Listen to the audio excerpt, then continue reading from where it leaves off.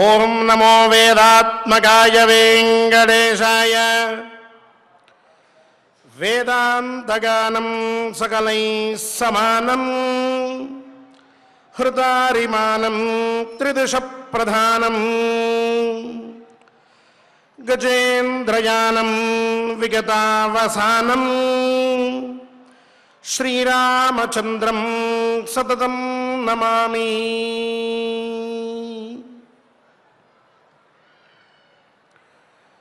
శ్రీ వెంకటేశ్వర స్వామి వారి దివ్యానుగ్రహంతో మనం సంకల్ప సిద్ధులం అవుతూ ఉన్నాం. క్రమక్రమంగా మహాభారతంలోని అరణ్య పర్వని ఆరంభించుకున్నాం. నిత్యం పారాయణ చేస్తూ ఉన్నాం. పరమ పవిత్రమైన నల చరిత్రని ఆరంభించుకున్నాం. చిట్ట చివరి అంకంలో ఉన్నాం. చివరి అధ్యాయాన్ని ఈరోజు ఆరంభించుకోబోతూ ఉన్నాం. నల చరిత్ర ఎన్నో విశేషాలని మనకి తెలిపింది. మనలో ఉద్వేగాన్ని రేపింది. మనలో ఒక జ్ఞానాన్ని కలిగించింది. మనకి స్థితప్రజ్ఞతని అలవర్చింది. ఎప్పుడూ సుఖములు ఉండవు, అలా అని కష్టములు కూడా స్థిరములు కావు. రెండిటి యొక్క సమ్మేళనమే ప్రతి మానవుని యొక్క జీవనం అని తెలియజేసింది. దేవతల చేత కూడా పొగడబడినటువంటి నలమహారాజుకి ఒంటి మీద వస్త్రములు లేనటువంటి స్థితి కలుగుతుంది అని ఊహించగలమా? తెలియజెప్పింది మనకి నల చరిత్ర. అటువంటి స్థితిలో ఉన్నటువంటి వాడికి మళ్ళీ దమయంతి దక్కుతుంది అని ఊహించగలమా? దక్కినది. ఒంటరిగా ఒక స్త్రీ అరణ్యంలో భర్తతో విడవబడితే బ్రతికి బట్ట కడుతుంది ఆమె అని ఊహించగలమా? కానీ సనాతన ధర్మంలో నారీమణి ఎంత ధైర్యంతో ప్రవర్తించగలదో, దృఢ నిశ్చయంతో ఎలా ఉండగలదో, తను అనుకున్నటువంటి పనిని ఎలా సాధించగలదో కళ్ళకు కట్టినట్లు చూపించింది ఈ నల చరిత్ర, దమయంతి వృత్తాంతం. ఇద్దరు భార్యాభర్తల మధ్య ఎంతటి ఆత్మీయత ఉంటుందో, ఎంత విరహ వేదన ఉంటుందో మనకి అక్షరశః తెలియజేసింది పవిత్రమైనటువంటి ఈ నల చరిత్ర. అలాగే ఇద్దరూ పరస్పరం ఎంత నమ్మకంగా ఉండాలో, భర్త దూరమైనంత మాత్రమున తాత్కాలికంగా స్త్రీ తన ధైర్యాన్ని కోల్పోకుండా ఉండడం ఎట్లానో, భార్య దూరమైనంత మాత్రాన తాత్కాలికంగా భర్త వేరొక నిర్ణయం తీసుకోకుండా దృఢబుద్ధితో తన భార్యనే స్మరిస్తూ తను మొట్టమొదట చేసినటువంటి ప్రతిజ్ఞని ఎలా నిలుపుకోవాలో, భార్యాభర్తల బంధం ఎంత గట్టిగా ఉండాలో మనకి చూపించింది ఈ నల చరిత్ర. అలాగే కష్టం వచ్చినప్పుడు కృంగిపోకుండా ఆ కష్టాన్ని ఎలా దాటాలో మనకి నేర్పించింది ఈ నల చరిత్ర. ఇంతటి పరమపావనమైనటువంటి నల చరిత్రని మనం చక్కగా పారాయణ చేసుకుంటూ చివరి అధ్యాయంలోకి ప్రవేశించబోతూ ఉన్నాం. స్వామివారి దయతోటి మనందరికీ కూడా దృఢమైనటువంటి బుద్ధి, ధర్మమునందు మతి, సత్కర్మయందు రతి కలగాలని కోరుకుంటూ సత్సంకల్పాన్ని ఆచార్యుల వారితో కలిసి చేసుకుందాం. ఈనాటి మన పారాయణంలోని విశేషాలని మనందరం కూడా శ్రద్ధగా విందాం. ఓం నమో వెంకటేశాయ. విఘ్నేశ్వర ధ్యానం. నమస్తే గణనాథాయ గణానాం పతయే నమః. భక్తి ప్రియాయ దేవేశ భక్తేభ్యః సుఖదాయక. శ్రీనివాస ధ్యానం అనంత వేద సంవేద్యం నిర్దోషం గుణసాగరం అతీంద్రియం నిత్యముక్తం శ్రీనివాసం భజే నిశం. శ్రీకృష్ణ ధ్యానం వందే నవఘనశ్యామం పీతకౌశేయవాససం సానందం సుందరం శుద్ధం శ్రీకృష్ణం ప్రకృతేః పరం. వ్యాసధ్యానం వేదవ్యాసం స్వాత్మరూపం సత్యసంధం పరాయణం శాంతం జితేంద్రియక్రోధం సశిష్యం ప్రణమామ్యహం. అథ సంకల్పః శ్రీమదాదివరాహ క్షేత్రే విరాజమానస్య జగద్రక్షణార్థమవతీర్ణస్య శ్రీమదఖిలాండకోటి బ్రహ్మాండనాయకస్య శ్రీవేంకటేశ్వర స్వామినః పరిపూర్ణానుగ్రహేణ సర్వేషాం భక్తజనానాం ఆదివ్యాధి నివృత్తి ద్వారా ఆయురారోగ్యైశ్వర్యాభివృద్ధ్యర్థం సర్వారిష్ట నివృత్తి ద్వారా సకల శ్రేయోభివృద్ధ్యర్థం ధర్మార్థ కామ మోక్షాఖ్య చతుర్విధ పురుషార్థ సిద్ధ్యర్థం సమస్త పాపక్షయార్థం శ్రీ పరమేశ్వర ప్రీత్యర్థం శ్రీమన్మహాభారతే వనపర్వణి యథాశక్తి 79తమోऽధ్యాయాంతర్గత శ్లోకపారాయణం ఆచార్యముఖేన కరిష్యామహే. శ్రీకృష్ణ పరబ్రహ్మణే నమః. నారాయణం నమస్కృత్య నరం చైవ నరోత్తమం దేవీం సరస్వతీం వ్యాసం తతో జయముదీరయేత్. అథ 79తమోऽధ్యాయః. బృహదశ్వ ఉవాచ ప్రశాంతే తు పురుషే హృష్టే సంప్రవృత్తో మహేత్సవే మహత్యాసేన యా రాజా దమయంతీముపానయత్.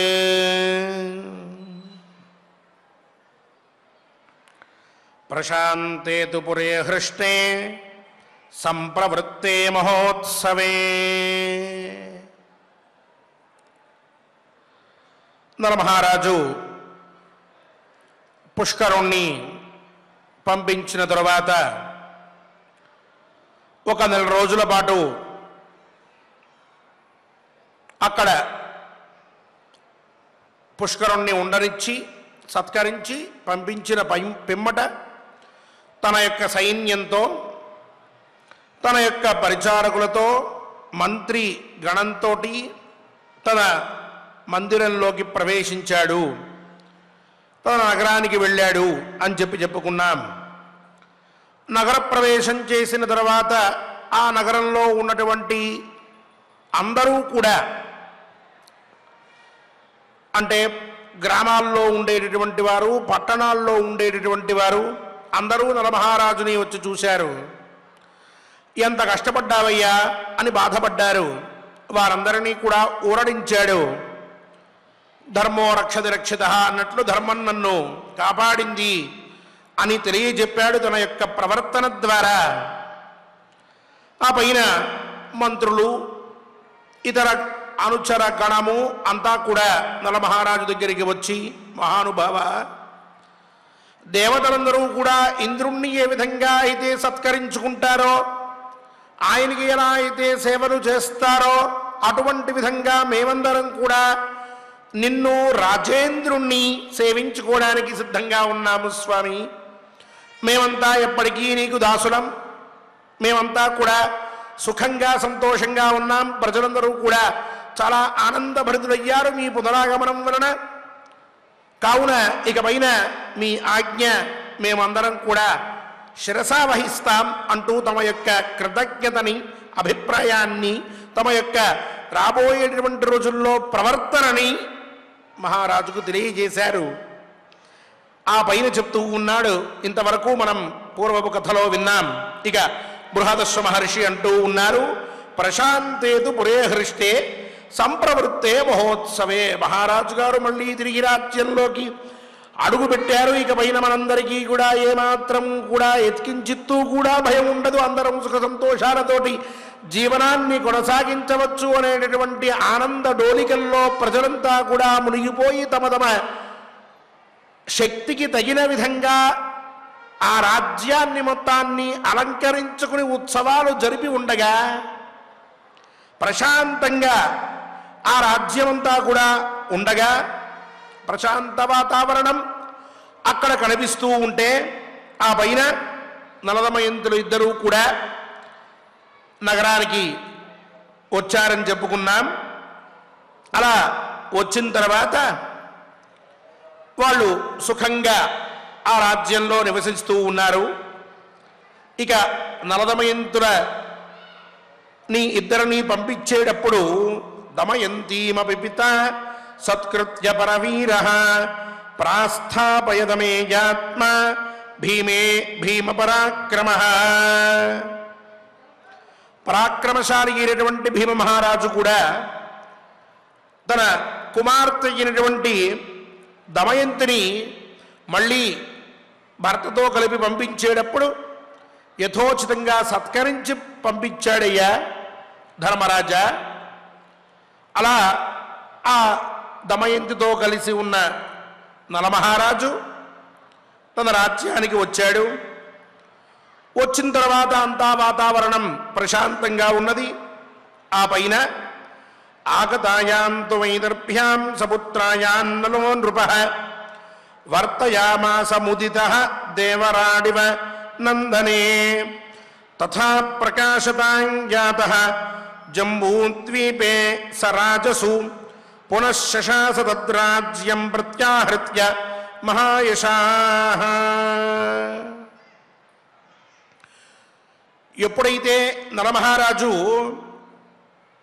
తన యొక్క రాజ్యాన్ని మళ్ళీ హస్తగతం చేసుకున్నాడో ఆ పైన దమయంతి పిల్లలతో కలిసి ఆ మందిరానికి వచ్చింది. వచ్చిన తర్వాత దమయంతితో కలిసి ఉన్నటువంటి నలమహారాజు నందనవనంలో దేవేంద్రుడు ఎంత వైభవంగా ఉంటాడో అలా ఆయన కూడా వైభవంగా ఆనందంగా ప్రకాశిస్తూ ఉన్నాడు. ఇక మంచి గుణములతోటి చక్కటి యశస్సుని పొంది ఉన్నటువంటి వాడు అని చెప్పుకున్నాం నలమహారాజు.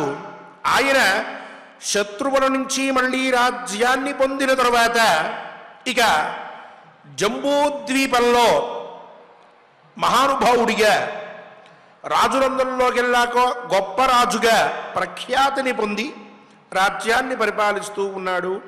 జంబూద్వీపము అంటే మన ద్వీపమే. జంబూ ప్లక్షశాల్మలికుశక్రౌంచ శాక పుష్కరాఖ్య సప్తభిర్ద్వీపైర్ద్వీపితే అని మహాసంకల్పం అని వివాహంలో చెప్తూ ఉంటాం. ఆ సంకల్పంలో చెప్తూ ఉంటారు ఎన్ని ద్వీపములతోటి మన యొక్క భూగోళమంతా కూడా నిండి ఉన్నది అంటే 7 ద్వీపములతోటి.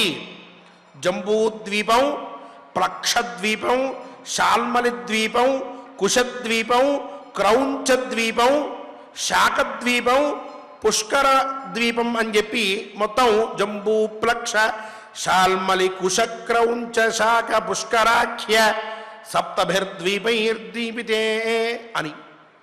అటువంటి 7 ద్వీపాల్లో జంబూద్వీపం అనేటటువంటిది మనది. భారత కిం పురుషేణ వృతగురు భద్రాశ్మకరమణక మందహాస జిహ్వదాఖ్యైతి అంటూ ఖండములు కూడా చెప్పారు. దాంట్లో మనం భరత ఖండంలో ఉన్నాం. ఇక ఇటువంటి ఈ జంబూద్వీపంలో అంటే ఇది ఒక మన జంబూద్వీపాన్ని పూర్వం ఉన్నటువంటి మన యొక్క దేశాన్ని మొత్తాన్ని కూడా ఒక్కసారి మనం ఒక పత్రం మీద ఓ పేపర్ మీద రాసుకుని చూసుకుంటే అది ఓ కుందేలు బొమ్మ వచ్చినట్లుగా వస్తుందట. అందుకనే ఈ ప్రాంతానికి మొత్తానికి కూడా జంబూద్వీపం అని చెప్పి పేరు పెట్టారు. ఇప్పుడు కొంత ముక్కలు అయిన తర్వాత మనం చూస్తూ ఉన్నాం. అసలు జంబూద్వీపం మన పురాణాల్లో చెప్పబడినటువంటిది ఎక్కడెక్కడ దాకా ఉన్నదో అని చెప్పి మనం సరిగ్గా ఆలోచించి ఇంతవరకు మన ప్రాంతము అని చెప్పి మనం ఒకవేళ గీసుకున్నాం అనుకోండి, అది కుందేలులాగా కనిపిస్తూ ఉంటుంది.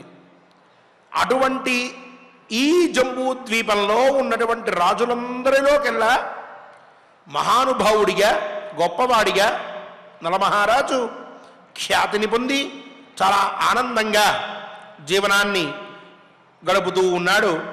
ఈ వర్షముల్లోకెల్లా భారత కిం పురుషేలా వృత అని చెప్పుకున్న వాటిల్లో అలాగే ఈ ద్వీపాల్లో ఈ నలమహారాజు అత్యుత్తముడు అని చెప్పవచ్చు.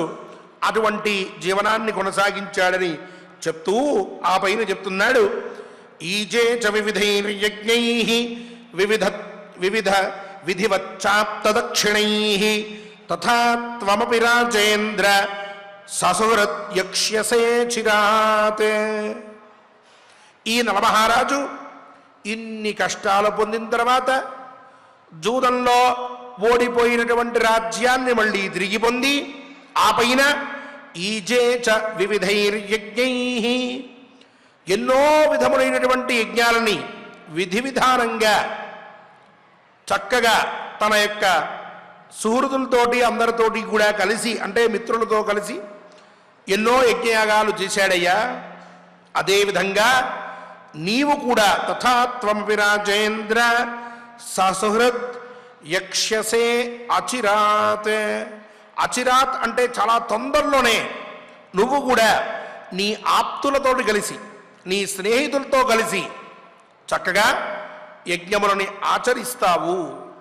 ఈ విషయంలో నీవు చింత పెట్టుకోవద్దు అని చెప్పి అనుగ్రహించారు. ఆ పైన చెప్తూ ఉన్నాడు. దుఃఖమేతాదృశం ప్రాప్త నలః పరపురంజయ దేవనేన నరశ్రేష్ఠ సభార్యో భరతర్షభ. దేవనేన అంటే జూదం వల్ల, పరపురంజయ అంటే ఇంతకుముందు కూడా చెప్పుకున్నాం, ఇతరులని అంటే శత్రువులని జయించగలిగేటటువంటి సామర్థ్యం చక్కగా ఉన్నటువంటి నలమహారాజు కూడా భార్యతో కలిసి ఇగో ఇన్ని కష్టాల్ని పొందాడు, ఈ విధమైనటువంటి దుఃఖాలని అన్నిటినీ కూడా పొందాడు. కావున ఆయన కూడా ఏమీ సుఖంగా జీవించలేదు. జూదం వల్ల ఆయన కష్టపడినటువంటి వాడే. ఇప్పుడు నువ్వు కూడా జూదం వల్ల కష్టాన్ని అనుభవిస్తూనే ఉన్నావు. నాలాంటి వారు ఎవరైనా ఉన్నారా అని అడిగావే. ఇగో ఈ నలమహారాజు ఉన్నాడు, ఆయన నీలాగే జూదమాడాడు, ఆయన నీలాగే మోసకారుల చేతిలో ఓడిపోయాడు, ఆయన నీలాగే కష్టాలు పడుతూ ఉన్నాడు. అయితే నువ్వు అడిగినటువంటి మాట, నేను ఇన్ని కష్టాలు పడుతున్నాను, ఇటువంటి వాడు ఇంకొకడు ఎవడైనా ప్రపంచంలో ఉన్నాడా? ఎవ్వరూ ఉండరనుకుంటున్నాను, నేను ఒక్కడనే ఇంత కష్టపడిపోతున్నాను అని అన్నావు. కానీ నీలాంటి వాడు ఇంకొకడున్నాడు అని చెప్పి మొత్తం నీకు తెలియజేశా అంటూ ఆ భావనతోటి ఆయన ఆరంభిస్తూ ఉన్నారు.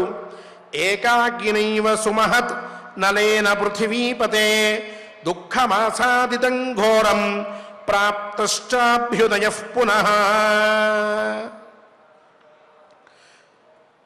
ధర్మరాజా, ఇంతటి ఘోరమైన కష్టాల్ని, ఇంతటి దుఃఖాలని, ఇన్ని దుఃఖాలని ఏకాకినైవ ఒక్కడి చేతనే నలమహారాజు ఒక్కడితోనే పొందబడి ఉంది. ఆయన ఒక్కడే ఇంత దుఃఖాన్ని పొందాడు, ఇంత కష్టాన్ని పొంది ఉన్నాడు. పైగా దుఃఖమాసాదితం ఘోరం, ఆయన ఘోరమైనటువంటి దుఃఖాన్ని అనుభవించాడు. అనుభవిస్తూ ఉన్నప్పుడు కూడా పక్కన చెప్పుకోవడానికి ఇంకో మనిషి లేడు. అరణ్యంలో చెప్పుకుందామా అంటే అక్కడ ఎవరు ఆప్తులు లేరు. రాజ్యంలోంచి బయలుదేరి అరణ్యానికి వచ్చేటప్పుడు మధ్యలో చెప్పుకుందామా అంటే పుష్కరుడు చాటింపు వేయించాడు. నలమహారాజుతో ఎవరైనా మాట్లాడినట్లయితే అటువంటి వారు కూడా దండారుహులే అని చెప్పి అక్కడ చెప్పుకోవడానికి లేదు. ఆ పైన ఋతుపర్ణ మహారాజు దగ్గరికి వచ్చినప్పుడు కూడా పక్కన ఉన్నటువంటి తన రథసారథి అయినటువంటి పూర్వం వార్ష్ణేయుడు ఉండగా అటువంటి వార్ష్ణేయుడితో కూడా నేనయ్యా నలమహారాజుని ప్రస్తుతం ఇగో ఈ రూపంలో ఉన్నాను అంటూ ప్రశాంతంగా చెప్పుకోలేకపోయాడు. ఎవరు ఎన్ని విధాలుగా మాట్లాడినా ఏం చేసినా ఊరకుండిపోయాడు తప్ప తనని తాను వ్యక్తీకరించుకోలేదు. ఋతుపర్ణ మహారాజుకి చెప్పలేకపోయాడు. చివరికి అక్కడి నుంచి బయలుదేరి విదర్భరాజ్యానికి వచ్చిన తర్వాత కూడా ఒక దూత వచ్చి మీరెవరు ఏమిటి అని అంటుంటే నేను ఫలానా అని ఆవిడికి చెప్పుకోలేకపోయాడు. కొద్దిసేపే అయినప్పటికీ కూడా ఆ భారాన్ని ఆ కష్టాన్ని తనొక్కడే అనుభవించాడు, పరమ దుఃఖాన్ని పొందాడు. ఈ మొత్తంలో నలమహారాజుకి ఎవరైనా సహాయకులు ఉన్నారా? ఎవరైనా ఆప్తులు ఉన్నారా? ఆయన దుఃఖాన్ని పోగొట్టేటటువంటి వాళ్ళు ఎవరైనా ఒక్కరైనా పక్కన ఉండగలిగారా? ఆయన్నే ఆయన బహిర్గతపరుచుకోలేనటువంటి విపత్కర స్థితిలో ఉండి ఓ పక్క అక్కడ దమయంతికి రెండవ స్వయంవరం అని చెప్పి చెప్తూ ఉంటే ఋతుపర్ణ మహారాజు దానికోసం అని చెప్పి బయలుదేరి వెళ్తూ ఉంటే మహానుభావ నేనే నలమహారాజుని, ఆవిడ స్వయంవరం జరగడం ఏమిటి, నేనే వెళ్ళాలి అంటూ కూడా చెప్పుకోలేక ఏం జరుగుతుందో చూద్దామని చెప్పి అక్కడికి వెళ్ళాడు.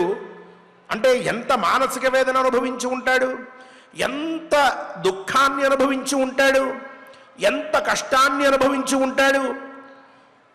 కొద్దిసేపేమో ఆ కలి ప్రభావంతో బుద్ధి అటు ఇటు వెళ్తూ ఉంటుందా, ఇంకొద్దిసేపేమో నేను ఇలా ఎందుకు చేయాల్సి వచ్చింది అని చెప్పి తనే అనుకుంటూ ఉంటాడా, కొద్దిసేపేమో తన అంతరాత్మ అమాయకురాలైనటువంటి తన మీదే ప్రాణాలు పెట్టుకున్నటువంటి తనని గురించి ఆలోచించేటటువంటి దమయంతిని వదిలిపెట్టడం అది సహేతుకమా అని ప్రశ్నిస్తూ ఉంటుందా? ఈ మొత్తంలో ఏమీ తను తొందరపడి నిర్ణయం తీసుకోలేక, కర్తవ్య బోధ ఎవరూ చేసేవారు లేక, ఏం చెయ్యాలో ఎలా జరుగుతుందో ఏమీ తెలియక ఒక్కడై ఇన్ని కష్టాలు పడ్డాడయ్యా అని దృష్టాంతాన్ని చూపించి ఆ పైనంటూ ఉన్నారు. త్వం పునః భ్రాతృసహితః కృష్ణయా చైవ పాండవ రమసేస్మిన్ మహారణ్యే ధర్మమేవానుచింతయన్. ఇక నీ దగ్గరికి వద్దాం ధర్మరాజా. త్వం పునః భ్రాతృభి సహితః, నీవు నలుగురు తమ్ముళ్ళు నీకు, వాళ్ళు సామాన్యుల ప్రపంచాన్ని మొత్తాన్ని జయించగలిగేటటువంటి శక్తిని కలిగి ఉన్నటువంటి వారు. వారితో కలిసి నీవు పైగా కృష్ణయా చైవ పాండవ, నీకేమన్నా భార్యావియోగం కలిగిందా? ఇప్పుడు లేదు. ద్రౌపది కూడా నీతోనే ఉన్నది, చక్కగా ఆవిడ వండి పెడుతోంది, నువ్వు కాలంలో భోంచేస్తూ ఉన్నావు, ఆమెతో కలిసే ఉంటూ ఉన్నావు. ఇలా భార్య ద్వారా కలిగేటటువంటి ఆనందాన్ని నువ్వు సుఖాన్ని పొందుతూనే ఉన్నావు. ఏదైనా కష్టం కలిగినప్పుడు, ఏదైనా ఆలోచన వచ్చినప్పుడు ఇది చెయ్యాలా చెయ్యొద్దా అని అనిపించినప్పుడు తమ్ముళ్ళు పక్కనే ఉన్నారు. ఇలా వీళ్ళందరితో కలిసి రమసేస్మిన్ మహారణ్యే ధర్మమేవ అనుచింతయన్. పైగా నువ్వేం చేస్తున్నావు? ఇక్కడ కూర్చుని ఏది ధర్మము, ఏది అధర్మము, ఏది మంచి, ఏది చెడు అని చెప్పి ఈ విషయాలన్నీ తెలుసుకోవడం కోసమని ఎవరెవరైతే మహాత్ములు వస్తున్నారో వాళ్ళందరినీ పిలుస్తున్నావు, కూర్చోబెడుతున్నావు, అర్ఘ్యపాద్యాదులిచ్చి పూజిస్తున్నావు. మహానుభావులారా ఈ విషయం ఏంటో తెలియజేయండి అని చెప్పి అంటూ ఉన్నావు. వాళ్ళు నీకు తెలియజేస్తూ ఉన్నారు. ఆ విషయాలన్నీ శ్రద్ధగా వింటూ ఉన్నావు. ఇట్లా ధర్మాన్ని గురించి ఆలోచిస్తూ సుఖంగా రమసేస్మిన్ మహారణ్యే. ఇదేమిటి మహారణ్యం? ఈ అరణ్యంలోకి ప్రవేశించినటువంటి వాడు సాధారణంగా ఏం కావాలి? అగో ఆ నలమహారాజు పడ్డట్టు అష్టకష్టాలు పడాలి, ఆ దమయంతి చిక్కుకున్నట్లు కష్టాల్లో చిక్కుకోవాలి.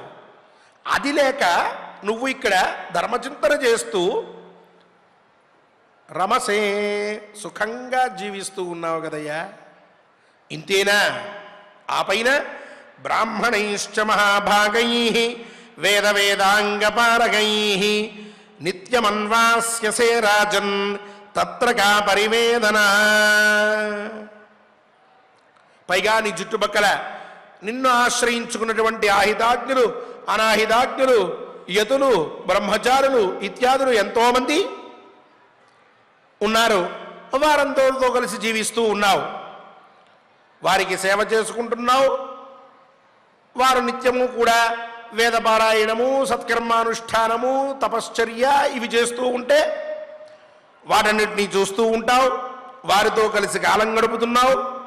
ఇంతమంది మార్బలం ఉంది, భోజనానికి ఇబ్బంది లేదు, శయనానికి ఇబ్బంది లేదు, రక్షణకి వచ్చినటువంటి లోటు లేదు. ఇన్ని అవకాశాలు పొంది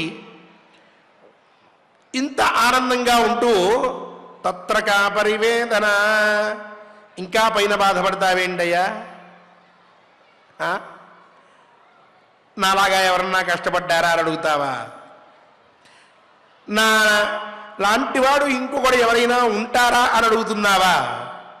ఇప్పుడు ఆలోచించుకో, నీకొచ్చినటువంటి కష్టం ఎంత, నలమహారాజు పడ్డటువంటి కష్టం ఎంత? రెండిటికి ఏమైనా సంబంధం ఉందా? తత్పూర్వం మహానుభావుడై చక్కటి వైభవంతో ప్రపంచాన్ని శాసించేటటువంటి వాడిగా వెలుగొందినటువంటి నలమహారాజుకే దిక్కు లేదయ్యా. చివరికి అరణ్యంలో ఒంటి మీద గుడ్డలు లేక నగ్న శరీరంతో సంచరించి చివరికి బట్ట కట్టుకోవాలి అనంటే భార్య కట్టుకున్నటువంటి ఒకే ఒక వస్త్రంలోంచి సగం చించుకుని కట్టుకుని బయటికి పోవలసి వచ్చింది. అంతటి కష్టాన్ని పొందాడు ఆయన. నీకేం కష్టం ఉంది? ఏం పడుతున్నావు బాధ? ఏమైందని చెప్పి ఈ రకంగా మాట్లాడుతున్నావు? అబ్బే, మనకంటే కష్టాలు పడేటువంటి వాళ్ళు పూర్వం చాలామంది ఉన్నారు. మనం పడుతున్నటువంటి కష్టం చాలా చిన్నదే. ఈ భావనతోటి జీవనం కొనసాగించాలి తప్ప మనకొచ్చినటువంటి కష్టాన్నే అన్ని కష్టాల కంటే పెద్దది, మనకంటే కష్టపడేటటువంటి వారు లేరు అని అనుకుంటూ ఉన్నటువంటి సమయాన్ని వృధా చేసుకుంటూ బాధపడుతూ ఉంటే ఏం ఉపయోగం? అందువల్ల బాధపడవద్దయ్యా, ఏమాత్రము కూడా కష్టపడవద్దు అని చెప్పి ఆ పైన ఇక ఈ మహాత్ముల యొక్క నామస్మరణ, ఇప్పటిదాకా చెప్పుకున్నటువంటి వారి యొక్క పేర్లు మళ్ళీ మళ్ళీ గుర్తు చేసుకుంటే వచ్చేటటువంటి ఫలితాన్ని బృహదశ్వ మహర్షి చెప్తూ ఉన్నారు ధర్మరాజుతోటి. మనం చెప్పుకున్నాం ఇతః పూర్వం కర్కోటకస్య నాగస్య దమయంత్యానలస్య చ ఋతుపర్ణస్య రాజర్షేః స్మరణం కలినాశనం కీర్తనం కలినాశనం.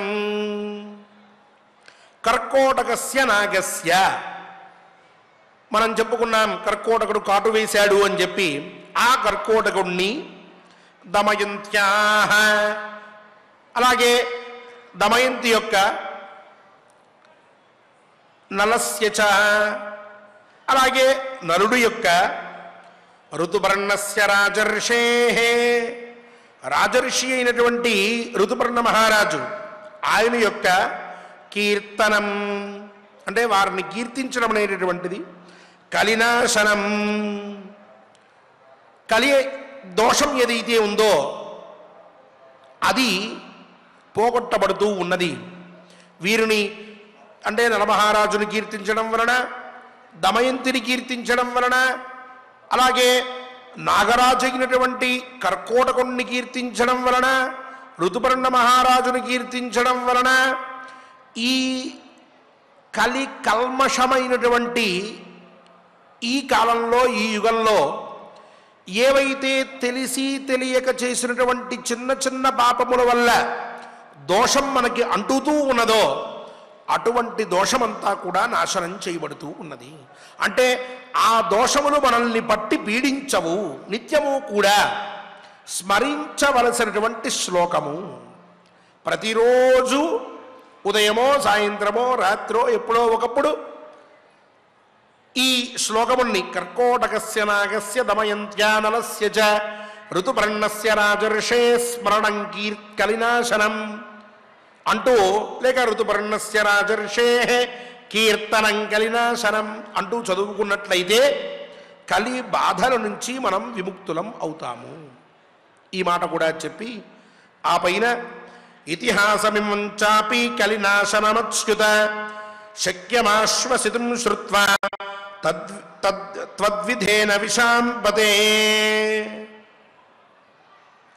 మహానుభావ ధర్మరాజా, ఇతిహాసమిమంచాపి, ఇతిహాసం అంటే ఇతిహాస, ఇతిహాస అనే శబ్దానికి ఇలా చెప్తారు. అంటే ఇలా పూర్వము జరిగి ఉన్నది, ఇలా ఉన్నది అని చెప్పి ఏదైతే నిజంగా జరిగిందో, కట్టుకథలు కాదు, ఏదైతే జరగబడిందో ఆ జరిగినటువంటి దాన్ని మనకి మళ్ళీ తెలియజేస్తూ, అలా తెలియజేస్తూనే అక్కడ ఉన్నటువంటి ధర్మ అర్థ కామ మోక్షాలని మనకి భంగ్యంతరంలో, ప్రకారాంతరంలో, లేక గూఢంగా, కొన్నిసార్లు ప్రకాశంగా, స్పష్టంగా, వివాదరహితంగా అర్థమయ్యేట్లు వివరించి చెప్పేటటువంటి గ్రంథాన్ని ఇతిహాసము అని చెప్పి అంటూ ఉంటారు. ఇప్పుడు ఈ నల చరిత్ర కూడా మనకి స్పష్టంగా వివరంగా తెలియజెప్పబడింది కాబట్టి దీన్ని ఇతిహాసము అన్నారు బృహదశ్వ మహర్షి. ఇటువంటి ఇతిహాసాన్ని అంటే ఇలా జరిగింది అని చెప్పి చెప్పినటువంటి విషయాన్ని నిత్యము కూడా ఎవరైతే స్మరిస్తారో అటువంటి వారికి కలి దోషాలు కూడా పోతాయి. ఎవరైతే వింటారో అటువంటి వారికి కూడా కలి దోషములు అంటవు, ప్రమాదములు కలగవు, భయము లేదు, సుఖం కలుగుతుంది. ఎందుకు అంటే కలినాశనమచ్యుత. దీని పేరే, ఈ చరిత్ర యొక్క పేరే కలినాశన చరిత్ర. కలినాశనాన్ని కలగజేసేటటువంటి చరిత్ర. నల చరిత్ర అని ఒక పేరు, అలాగే కలిదోషాన్ని పోగొట్టేటటువంటి చరిత్ర అని కూడా ఇంకొక పేరు. అందువల్ల ఇటువంటి చరిత్రని విన్నటువంటి వారికి ఎటువంటి కష్టములు కూడా కలుగవు అని ఉపదేశించి, దీని మహత్వం చెప్పడానికి కుదురుతుందా ధర్మరాజా? ఎంత గొప్ప చరిత్ర ఇది, ఎంత విశేషంగా ఉంటుంది ఇది, దీని గురించి ఒక్క మాటలో దీని ఫలం ఇంత అని చెప్పడం కుదరదు అని చెప్పి ఆ పైన అస్థిరత్వం చ సంచింత్య పురుషార్థస్య నిత్యదా తస్యోదయే వ్యయే చాపి న చింతయితుమర్హసి. ఆయన స్పష్టంగా ఒక మాట చెప్తూ ఉన్నారు, ధర్మరాజా, మానవుడికి కలిగేటటువంటివి అన్ని విషయాలు కూడా అస్థిరములు, అనగా అవి ఎప్పుడు అలాగే ఉండేటటువంటివి కాదు. అవి స్థిరములు అని చెప్పి అనుకుంటే అంతకంటే వేరొక అజ్ఞానం లేదు, అంతకంటే వేరొక మూర్ఖత్వం లేదు. ఈనాడు చాలా ఆనందం కలిగిందనుకోండి, నాకు ఎప్పుడూ ఆనందమే కలుగుతుంది అని భావించి ఆ ఆనందంలో ఇష్టం వచ్చిన పనులు చేశాడనుకోండి, రేపు కష్టం కలుగుతుంది. ఆ కష్టం వచ్చినప్పుడు ఒకవేళ నా జీవితం ఇంతే, నేను పుట్టినప్పటి నుంచి నా బ్రతికింతే, ఏ ముహూర్తాన పుట్టానో, ఏ రకంగా పుట్టానో, అసలు ఎందుకు పుట్టానో, నాకు తప్ప ఇంకొకడికి ఇటువంటి దౌర్భాగ్యం కలగదు, ఎందుకు ఈ బ్రతుకు, ఇప్పటికిప్పుడు వదిలేస్తే మంచిది, అబ్బెబ్బే అసలు నేను బ్రతకడానికే అర్హుణ్ణి కాదు, నా చుట్టుపక్కల ఉన్నటువంటి వాళ్ళందరూ ఆనందంగా ఉన్నారు, నేనొక్కడనే ఎప్పుడు ఏడుస్తూ ఉంటా, దురదృష్టం అనేటటువంటిది నా ఇంటి పక్కనే ఇంకో ఇల్లు అద్దె తీసుకుని ఉంది, నేను ఎప్పుడు ఇంటికి బయటకు అడుగు పెడతానో అది వచ్చి నన్ను పలకరించి నాతో పాటు ఎక్కడికైనా వస్తుంది, నా అంత మూర్ఖుడు ఇంకొకళ్ళు లేడు ఇంకా బ్రతికుండడం వలన, ఇటువంటి కష్టాలు నేను భరించలేను, నేను ఉండను, నా జీవితం ఇంతే అని అనుకున్నాడు అనుకోండి, వాడికంటే మూర్ఖుడు ఇంకొకళ్ళు లేడంటోంది. ఎందుకు? నిన్న సుఖం కలిగినప్పుడు మనకి ఏ ఆనందం కలిగిందో, రేపు కష్టం కలిగినప్పుడు ఏ దుఃఖం కలిగిందో రెండూ శాశ్వతాలు కాదు. నిన్న సుఖం కలిగింది, ఆనందం కలిగింది, ఈరోజు కష్టం వచ్చింది, దుఃఖం వచ్చింది. నిన్నటి సుఖం శాశ్వతంగా ఉందా? ఈరోజు కష్టం శాశ్వతంగా ఉండడానికి లేదు. ఈరోజు కష్టం వచ్చి మళ్ళీ రేపు సుఖం వచ్చింది, అప్పుడు ఆ సుఖం శాశ్వతమా? నిన్నటి కష్టం శాశ్వతంగా ఉందా? కావున కలిగేటటువంటి సుఖం కానీ కలిగేటటువంటి దుఃఖం కానీ రెండూ కూడా అస్థిరములే, అశాశ్వతములే. ఈ రెండిటినీ కూడా మేళవిస్తేనే మానవ జీవితం. ఈ రెండు కలిసి ఉంటేనే మనిషి యొక్క జీవితం అనేది పరిపూర్ణమవుతుంది. ఎప్పుడూ కష్టాలే పడినటువంటి వాడు లేడు, ఎప్పుడూ సుఖములు అనుభవించేటటువంటి వాడే లేడు. భూప్రపంచం మీద అటువంటి వాడు పుట్టలేదు, పుట్టాడు. ఎందుకు? వాడు మనిషి కాబట్టి. కావున ఈ సుఖంలోనో ఈ కష్టంలోనో అత్యంత ఉద్వేగాన్నో అత్యంత బాధనో అనుభవించడం అనేటటువంటిది చెయ్యకూడదు. సుఖం కలిగినప్పుడు, అవకాశం ఉన్నప్పుడు నలుగురిని పీడించి, 4 రకాలుగా మాట్లాడి, ఇష్టం వచ్చినట్లు చేసి, కష్టం వచ్చినప్పుడు అందరి దగ్గరికి వెళ్ళి కాళ్ళు పట్టుకోవడం కంటే, అందరినీ ఆశ్రయించడం కంటే స్థిరమైన బుద్ధితోటి, స్థిత ప్రజ్ఞతతోటి వ్యవహరించినటువంటి వాడే యోగ్యుడు, సమర్థుడు అవుతాడు. తస్యోదయే వ్యయే చాపి నచింతయితుమర్హసి అంటే, సంపదలు కలిగినప్పుడు బాగా డబ్బుంది, ఆనాడు అహంకరించవద్దు. రూపాయి కూడా లేదు, ఆనాడు దేబిరించవద్దు. ఒకరి గురించి ఆలోచించవద్దు. ఒకరిని ఉపమానంగా పెట్టుకుని వాళ్ళందరూ సుఖంగా ఉన్నారు, నేనే కష్టం పడుతూ ఉన్నాను అనుకోవడం అంత అమాయకత్వం ఇంకొకటి లేదు. ఎవడు సుఖంగా ఉన్నాడు? నీ దగ్గర రూపాయి లేదు, 1 కోటి రూపాయలు ఉన్నటువంటి వాడిని చూసి ఆలోచిస్తూ ఉంటావు వాడు సుఖంగా ఉన్నాడని. చచ్చిపోతూ ఉంటాడు, పార్కింగ్ పెట్టుకోవడానికి ఎక్కడ ప్లేస్ దొరక్క, కారు ఎక్కడ పెట్టాలో తెలియక ఎక్కడో కిలోమీటర్ దగ్గర పెట్టి నడుచుకుంటూ వస్తూ చవట్లు కక్కుంటూ ఉంటాడు. ఏమిటి కష్టం? కారు కొనుక్కున్నాడు, అది పెట్టుకోవడానికి ప్లేస్ లేదు. నీకు కుదిరితే కాళ్ళతో నడుచుకుంటూ వెళ్ళిపోవచ్చు, అలవాటైన పని నీకు అది కష్టం కలిగించదు. 10 అడుగులు వేయడానికి చచ్చిపోతున్నాడు వాడు. నువ్వేమనుకుంటున్నావు? నా దగ్గర డబ్బు లేదు కాబట్టి నేను కష్టపడుతున్నాను, వాడి దగ్గర డబ్బు ఉంది కాబట్టి కారులో వెళ్తున్నాడు. నెల తిరిగేటప్పటికి తెలుస్తుంది కారు వల్ల వచ్చేటటువంటి ప్రయోజనం ఏమిటో. ఎక్కినప్పుడు తెలియదు, సర్వీసింగ్ ఇచ్చొచ్చిన తర్వాత తెలుస్తుంది. అంటే ఉదాహరణకి చెప్తున్నాను, ఇటువంటి చిన్న చిన్న విషయాలు పెట్టుకుని వాళ్ళెవరో బంగారం పెట్టుకుంటూ ఉన్నారు, నా దగ్గర బంగారం లేదు, ఏడ్చేస్తే వచ్చేస్తుందా? వాళ్ళేమో భయపడి ఏం చేయాలో తెలియక తలబద్దలు కొట్టుకుంటున్నారు. బ్యాంకుల్లో పెడతాము అంటేనేమో ఆ బాధ్యత మీదే, మాది కాదంటున్నారు వాళ్ళు. పోతే మాకు సంబంధం లేదే. పోనీ ఇంట్లో పెట్టుకుందామా అంటే దొంగల భయం. నలుగురి దగ్గరికి వేసుకెళ్దాం అన్నప్పుడు ఉత్సాహం బాగుంటుంది, కానీ వెళ్ళిన తర్వాత వాళ్ళు వీళ్ళు 1-4 సార్లు అలాగే చూస్తూ ఉంటే దిష్టి కొట్టేసిందేమో, బంగారం అంతా ఎక్కడికన్నా మాయమైపోతుందేమో అని రాత్రిపూట కళ్ళు వచ్చేస్తున్నాయి. ఏం చెప్తాం వాళ్ళ కష్టాలు? నీకు తెలియట్లా. నువ్వు ఎంతసేపు వాళ్ళు పెట్టుకున్నటువంటి దాని మీద చూస్తున్నావు. వాళ్ళు పెట్టుకున్నారు, నేను పెట్టుకోలేకపోయాను అనుకుంటున్నావు.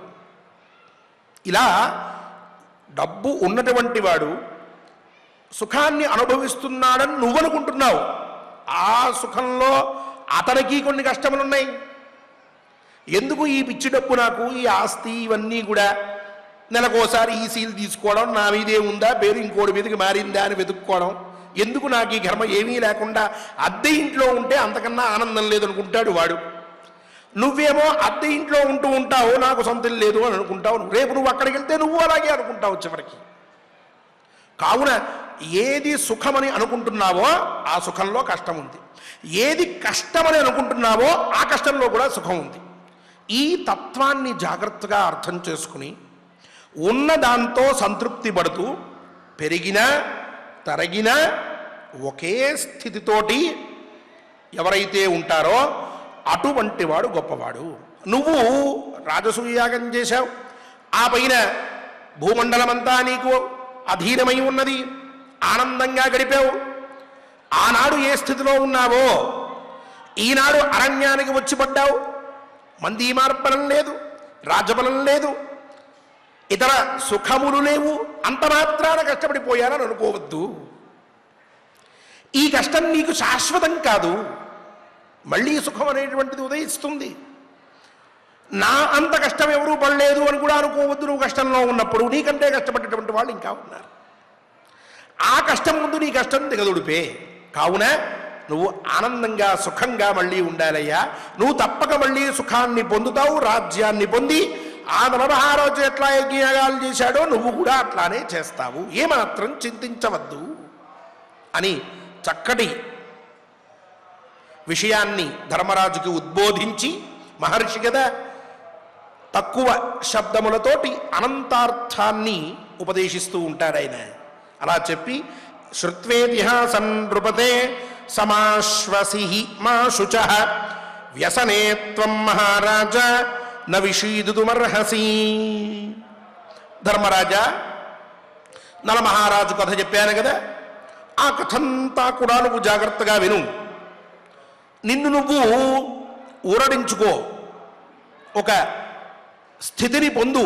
ఇదంతా ఇలా జరిగేటటువంటిదే, ఈ కష్టం అనేటటువంటిది వచ్చేటటువంటిదే.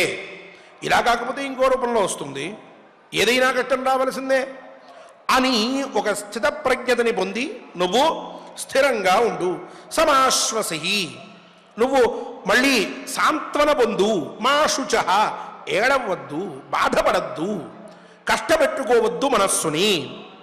వ్యసనేత్వం మహారాజ న విషీదుమర్హసి. కష్టం వచ్చినప్పుడు కృంగిపోవడం అనేటటువంటిది నీలాంటి వారి పని కాదయ్యా.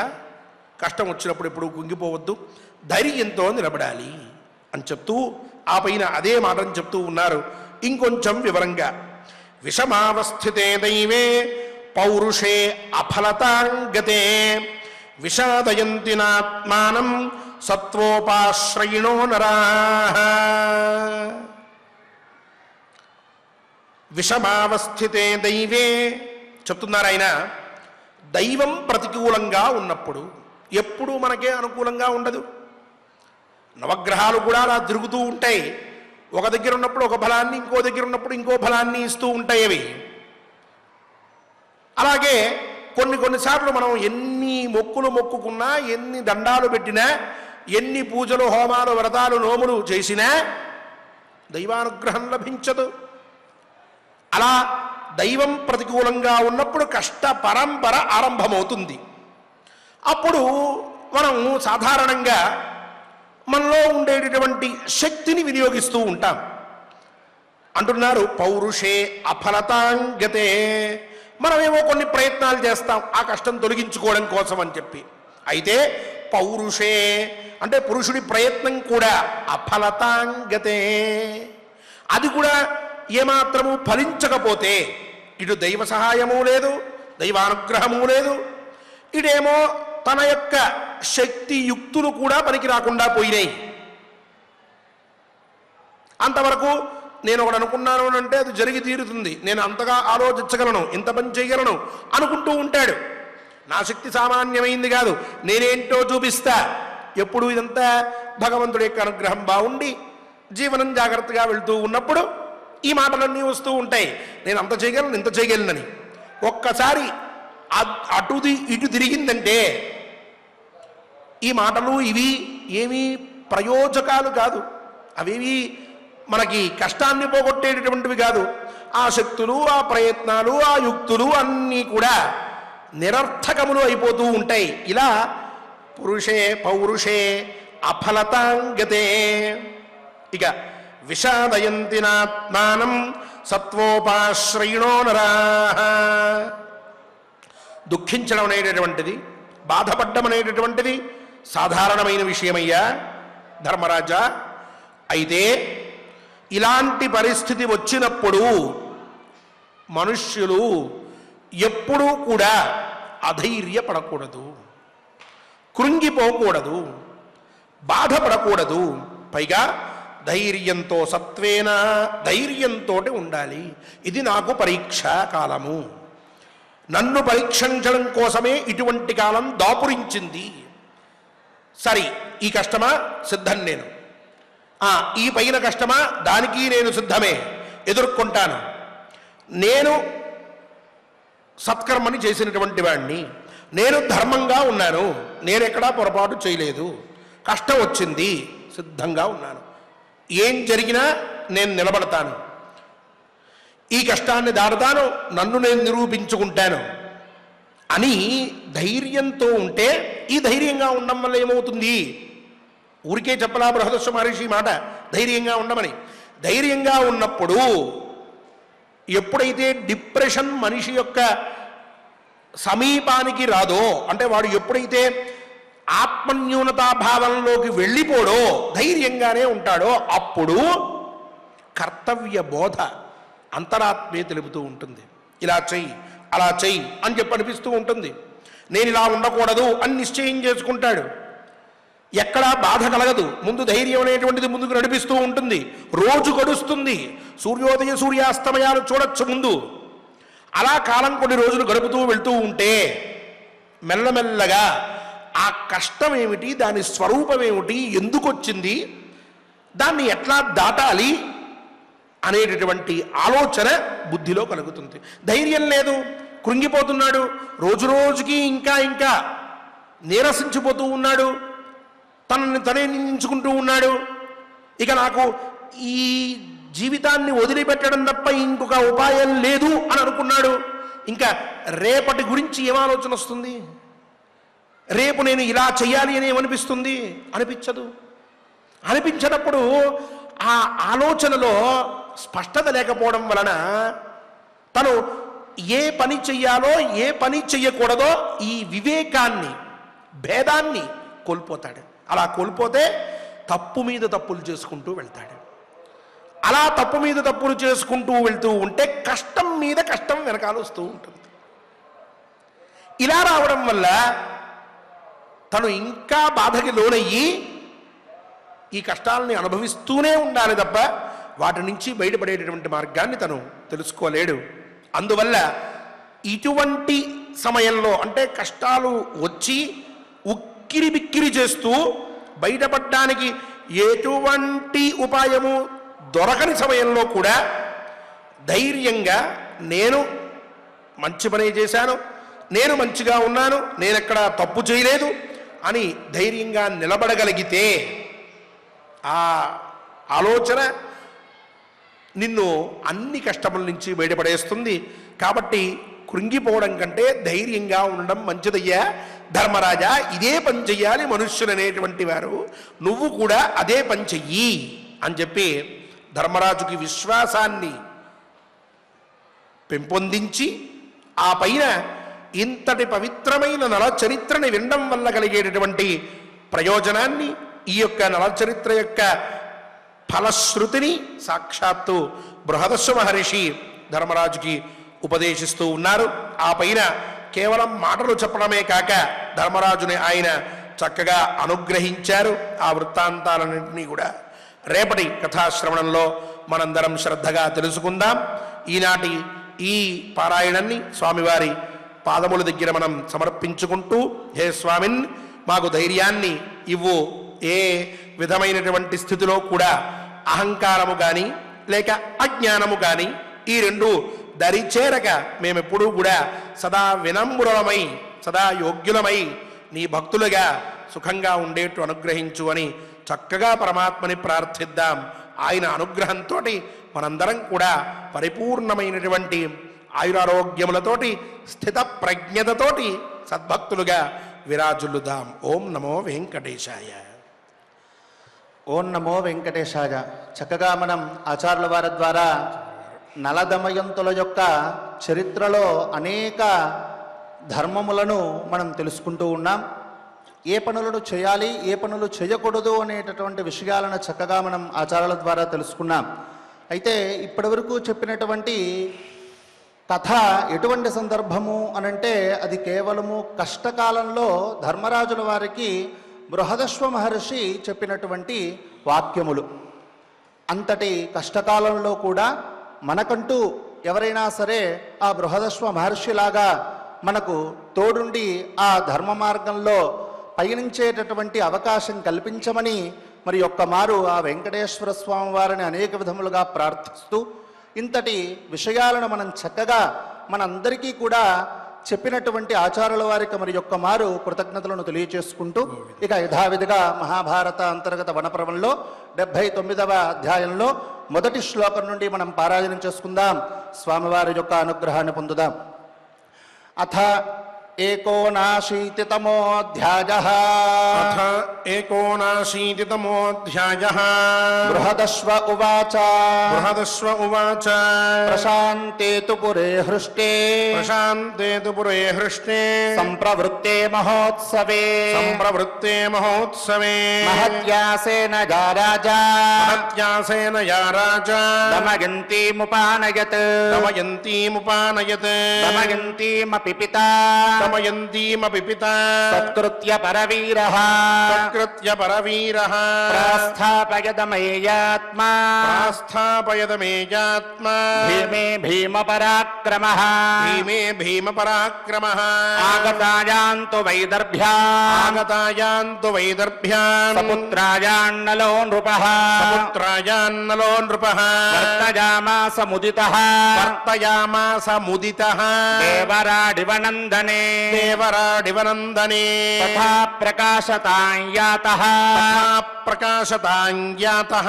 జంబూద్వీపే సరాజసు. జంబూద్వీపే సరాజసు. పునఃశశాస తద్రాజ్యం. పునఃశశాస తద్రాజ్యం. ప్రత్యాహృత్య మహాయశాః. ప్రత్యాహృత్య మహాయశాః. ఈశే చ వివిధైర్యజ్ఞైః. ఈజే తత్ వివిధైర్యజ్ఞైః. విధివచ్చాప్తదక్షిణైః. విధివచ్చాప్తదక్షిణైః. తథా త్వమపి రాజేంద్ర. తథా త్వమపి రాజేంద్ర. ససుహృద్యక్షసే చిరాత్. ససుహృద్యక్ష్యసే చిరాత్. దుఃఖమేతాదృశం ప్రాప్తః. దుఃఖమేతాదృశం ప్రాప్తః. నలః పరపురంజయః. నలః పరపురంజయః. దేవనేన నరశ్రేష్ఠ. దేవనేన నరశ్రేష్ఠ. సభార్యో భరతర్షభ. సభార్యో భరతర్షభ. ఏకాకినైవ సుమహత్. ఏకాకినైవ సుమహత్. నలేన పృథివీపతే. నలేన పృథివీపతే. దుఃఖమాసాదితం ఘోరం. దుఃఖమాసాదితం ఘోరం. ప్రాప్తశ్చాభ్యుదయః పునః. ప్రాప్తశ్చాభ్యుదయః పునః. పునర్భ్రాతృసహితః. తం పునర్భ్రాతృసహితః. కృష్ణయా చైవ పాండవ. కృష్ణయా చైవ పాండవ.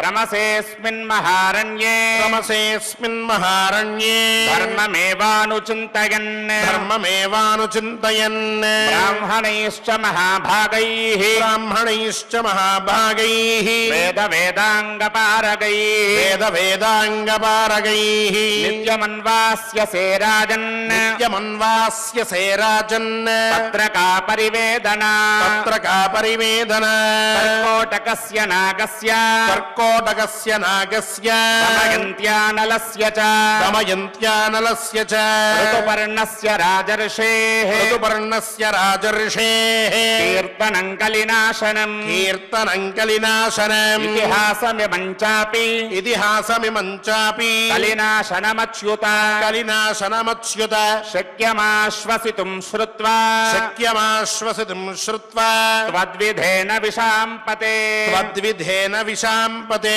అస్థిరత్వం చ సంచిత్య అస్థిరత్వం చ సంచింత్య పురుషార్థస్య నిత్యదా పురుషార్థస్య నిత్యదా తస్యోదయే వ్యయే చాపి తస్యోదయే వ్యయే చాపి న చింతయితుమర్హసి న చింతయితుమర్హసి శ్రుత్వేతిహాసం నృపతే శ్రుత్వేతిహాసం నృపతే సమాశ్వసి హిమాశుచః సమాశ్వసి హిమాశుచః వ్యసనే త్వం మహారాజ వ్యసనే త్వం మహారాజ న విషీదితుమర్హసి న విషీదితుమర్హసి విషమావస్థితే దైవే విషమావస్థితే దైవే పౌరుషే ఫలతాంగతే పౌరుషే ఫలదాంగతే విషాదగంతినాత్మానం విషాదయంతి నాత్మానం సత్వోపాశ్రయిణో నరాః సత్వోపాశ్రయిణో నరాః.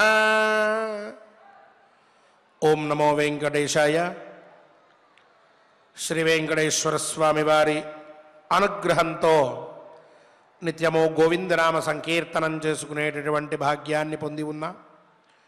ఈనాడు కూడా శ్రీ అన్నమాచార్య ప్రాజెక్ట్ కళాకారుల్లో ముఖ్యులైనటువంటి శ్రీమాన్ ఎం రవిచంద్ర గారు, అలాగే ఇతర అన్నమాచార్య ప్రాజెక్ట్ కళాకారులు అందరూ కూడా వాయిద్య సహకారములతో కలిసి సంసిద్ధులై ఉన్నారు. గోవిందనామ సంకీర్తనాన్ని అత్యంత హృదయంగా చేయడం కోసమని మనం కూడా వారితో జతకట్టి గోవిందుణ్ణి కీర్తించి ఆయన అనుగ్రహాన్ని పొందుదాం. స్వామివారికి అత్యంత ప్రీతిపాత్రులమవుదాం. ఓం నమో వెంకటేశాయ.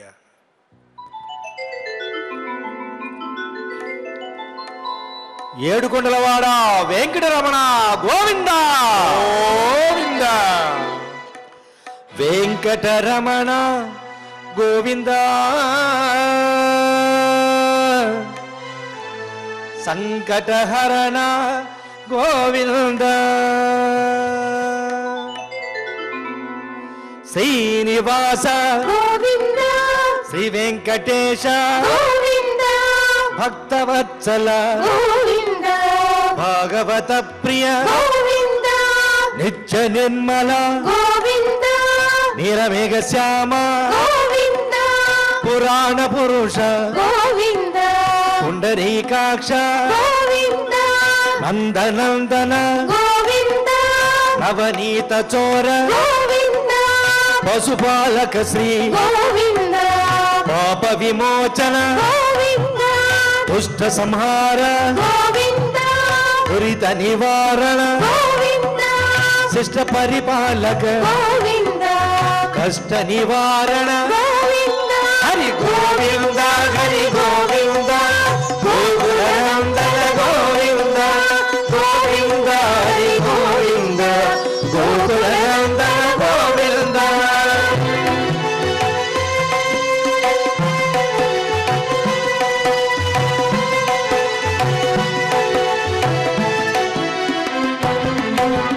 వజ్ర మకుటధర గోవింద వరాహమూర్తి గోవింద గోపీజనలోల గోవింద గోవర్ధనోద్ధర గోవింద దశరథ నందన గోవింద దశముఖ మర్దన గోవింద పక్షివాహన గోవింద పాండవ ప్రియ గోవింద మత్స్యకూర్మ గోవింద మధుసూదన హరి గోవింద వరాహ నరసింహ గోవింద వామన భుగరామ గోవింద బలరామానుజ గోవింద కల్కిధర గోవింద వేణుగాన ప్రియ గోవింద వెంకటరమణ గోవింద హరి గోవింద హరి గోవింద గోకుల నందన గోవింద గోవింద హరి గోవింద గోకుల నందన గోవింద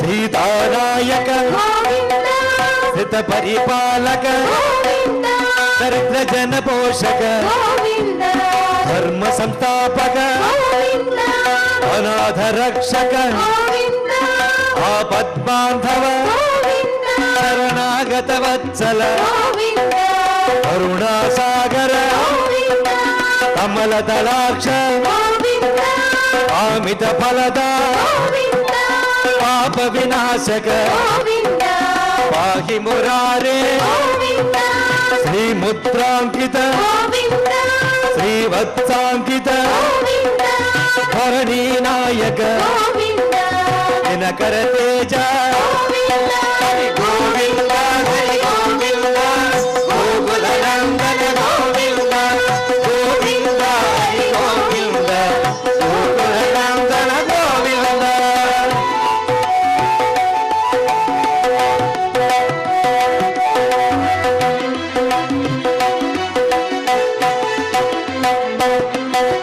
పద్మావతి ప్రియ గోవింద ప్రసన్నమూర్తి గోవింద అభయహస్త గోవింద అక్షయ వరద గోవింద శంఖ చక్రధర గోవింద సాంగ గదాధర గోవింద విరజాతిరస్త గోవింద విరోధి మర్దన గోవింద సాల గ్రామధర గోవింద సహస్రనామ గోవింద లక్ష్మీ వల్లభ గోవింద లక్ష్మణాగ్రజ గోవింద కస్తూరి తిలక గోవింద కాంచనాంబరధర గోవింద గరుడ వాహన గోవింద గజరాజ రక్షక గోవింద హరి గోవింద హరి గోవింద గోకుల నందన గోవింద గోవింద హరి గోవింద గోకుల నందన గోవింద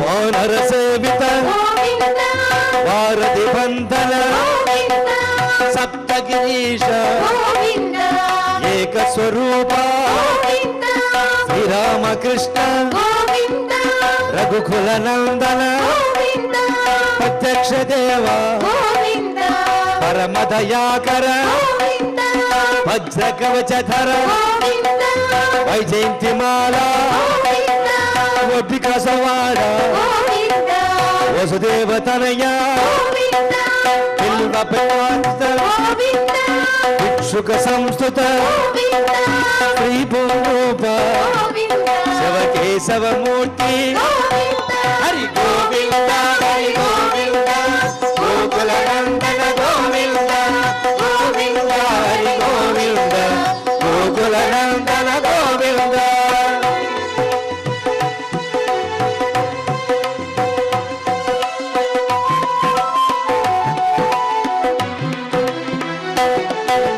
బ్రహ్మాండ రూప గోవింద భక్త రక్షక గోవింద నిత్య కళ్యాణ గోవింద వీరజనాభ గోవింద అధిరామ ప్రియ గోవింద హరి సర్వోత్తమ గోవింద జనార్దన మూర్తి గోవింద జగత్సాక్షి రూప గోవింద అభిషేక ప్రియ గోవింద పాప నివారణ గోవింద రత్న కిరీట గోవింద రామానుజనుత గోవింద స్వయం ప్రకాశ గోవింద ఆశ్రిత పక్ష గోవింద నిత్య శుభప్రద గోవింద నిఖిల లోకేశ గోవింద హరి గోవింద హరి గోవింద గోకుల నందన గోవింద గోవింద హరి గోవింద గోకుల నందన గోవింద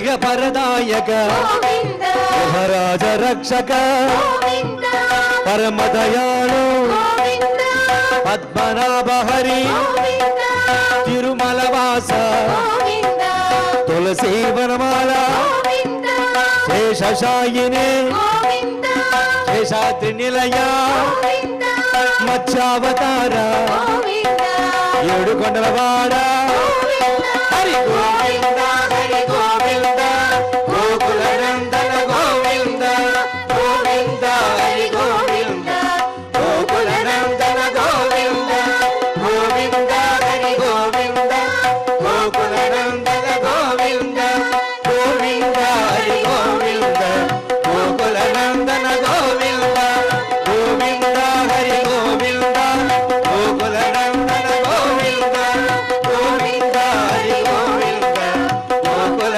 నందన గోవింద గోవింద హరి గోవింద గోకుల నందన గోవింద గోవింద హరి గోవింద గోకుల నందన గోవింద గోవింద హరి గోవింద గోకుల నందన గోవింద గోవింద హరి గోవింద గోకుల నందన గోవింద గోకుల నందన గోవింద గోకుల నందన గోవింద గోకుల నందన గోవింద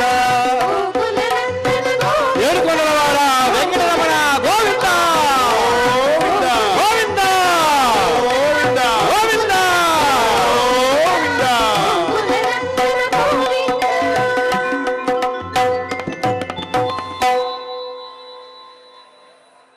ఓం నమో వెంకటేశాయ. క్షమా ప్రార్థనాదులతో పరమాత్మని ప్రార్థించి పారాయణాన్ని సుసంపన్నం చేసుకుందాం. శ్రీనివాస స్వామి వారి అనుగ్రహాన్ని పొందుదాం. అథ క్షమా ప్రార్థనా యదక్షరపదభ్రష్టం మాత్రాహీనం చ యద్భవేత్ తత్సర్వం క్షమ్యతాం దేవ నారాయణ నమోస్తుతే. అథ లోకక్షేమ ప్రార్థనా స్వస్తి ప్రజాభ్యః పరిపాలయంతాం న్యాయేన మార్గేణ మహీం మహిషాః. గోబ్రాహ్మణేభ్యः శుభమస్తు నిత్యం. లోకాः సమస్తాः సుఖినో భవంతు. అథ భగవత్సమర్పణం కాయేన వాచా మనసేంద్రియైర్వా బుద్ధ్యాత్మనా వా ప్రకృతే స్వభావాత్ కరోమి యద్యత్ సకలం పరస్మై నారాయణాయేతి సమర్పయామి. అథ మంగళం శ్రియః కాంతాయ కళ్యాణ నిధగే నిధగేర్థినాం శ్రీవేంకటనివాసాయ శ్రీనివాసాయ మంగళం.